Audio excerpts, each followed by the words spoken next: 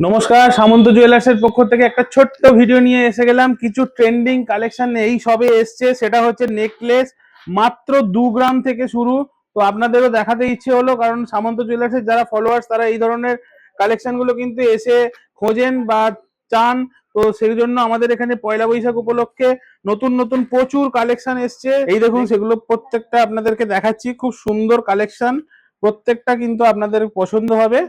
এই দেখুন সেই কালেকশন গুলো, প্রত্যেকটা কিন্তু ইউনিক, একদম একদম ইউনিক ধরনের কালেকশন।